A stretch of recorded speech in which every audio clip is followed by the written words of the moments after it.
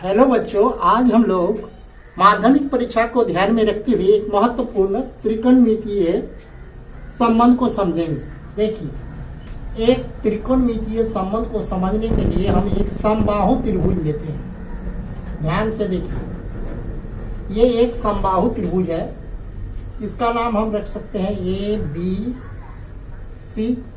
ये समबाहु है, यानी सभी भुजा बराबर। मान लीजिए ये 2 है, ये 2 मीटर, ये 2 मीटर। अब यहाँ से हम समद्विभाजित करेंगे, शीर्षलंब खींचेंगे, तो ये क्या हो जाएगा, ये 2 यूनिट है तो ये 1 यूनिट हो जाएगा। यानी अब यहाँ एक समकोण त्रिभुज आपको मिलेगा। समबाहु त्रिभुज के सभी कोण 60 डिग्री वाला होता है, तो प्रत्येक कोण 60 डिग्री है, तो ये कोण 60 डिग्री, ये कोण भी 60 डिग्री है। इसको समद्विभाजित करते हैं तो ये 30 डिग्री आएगा। अतः ये एक समकोण है जिसका भुजा क्या हो गया, कर्ण 2 आधार 1। तो हम लंब निकालेंगे।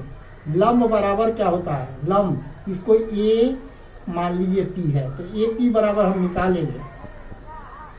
ए पी बराबर हो जाएगा 2 का स्क्वायर माइनस 1 का स्क्वायर का रूट।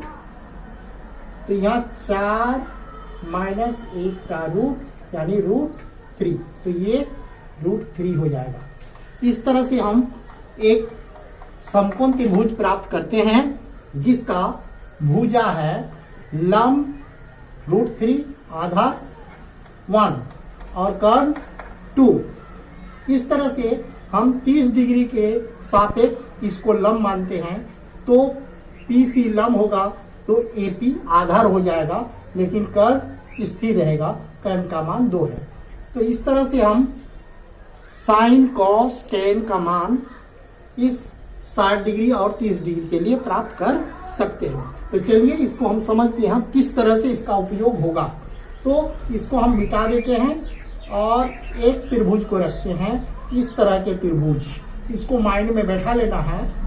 परीक्षा के मद्देनजर त्रिकोणमितीय अनुपात के संबंध को आसानी से त्रिकोणमितीय हिसाब को बनाने के लिए ये आकृति को आपको दिमाग में रखना है, जिसमें समकोण त्रिभुज के एक कोण 60 डिग्री होगा तो दूसरा 30 डिग्री। 60-30 दोनों कोणों का, न्यून कोणों का जोड़ हम लोग पहले भी जाने हैं, न्यून कोण दोनों का जोड़ 90 डिग्री होता है। समकोण त्रिभुज के 2 न्यून कोणों का जोड़ हर समय 90 होता है। अतः ये 60 के लिए 30 होता है। और उस स्थिति में ये समबाहु त्रिभुज से हम निकाले कि कर्ण 2 होने से आधार 1 भुजा, यानी कर्ण 2 होने से 1 भुजा 1 और 1 √3 है। तो हम tan का मान लिखेंगे, tan C लंब बटे आधार होता है, लंब बटे आधार। तो लंब हो गया √3/1 यानी √3 मान होता है। tan थीटा यानी tan 60 डिग्री, सी का मतलब tan 60 डिग्री का मान √3 होता है। इस तरह से हम त्रिकोणमितीय अनुपात के आधार पर किसी भी समस्या का समाधान हम लोग कर सकते हैं। जैसे एक आदमी पतंग उड़ा रहा है, पतंग की डोर है ये और ये ताड़ का पेड़ है, तो ये ताड़ के पेड़ से पतंग उड़ाने वाले व्यक्ति की दूरी है, ये यदि 100 मीटर है तो ये 200 मीटर होगा, जब ये √300 होगा। इस तरह से ये संबंध को स्थापित कर हम tan 60 डिग्री का उपयोग करेंगे।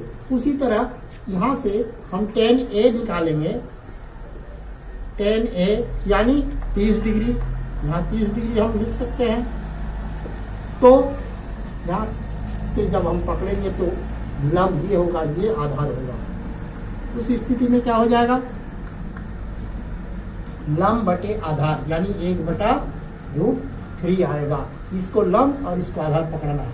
तो tan 30 डिग्री और tan 60 डिग्री का मान हम इस तरह से प्राप्त कर सकते हैं और इसको विभिन्न समस्या में इसको उपयोग में ला सकते हैं।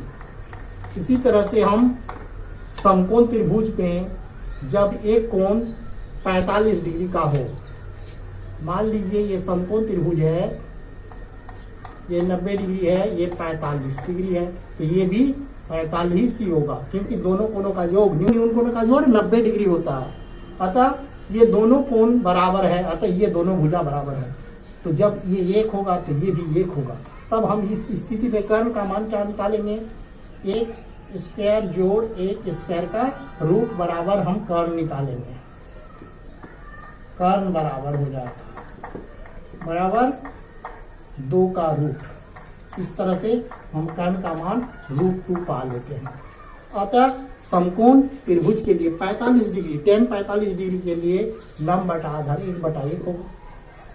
tan 45 डिग्री, उसी तरह से ये tan के 45 डिग्री मान, 30 डिग्री मान, 60 डिग्री मान से हम आने वाली समस्या को आसानी से समझ पाएंगे। यहाँ पर नदी किनारे एक नारियल का पेड़ है। नदी की चौड़ाई नारियल के पेड़ की ऊंचाई के बराबर ही होगा, क्योंकि ये समकोण त्रिभुज है और जिसमें एक कोण 45 डिग्री है, तो दूसरा न्यून कोण भी जो शीर्ष के साथ बनाता है वो भी 45 डिग्री होगा। अतः नारियल का पेड़ की ऊंचाई नदी की चौड़ाई के बराबर होगा। इसके लिए हम अगला वीडियो में विस्तार से बताएंगे कि हम किसी पेड़ की ऊंचाई, नदी की चौड़ाई त्रिकोणमितीय अनुपात के हिसाब से किस तरह से सॉल्व कर सकते हैं। तो धन्यवाद। इसको याद रखना है।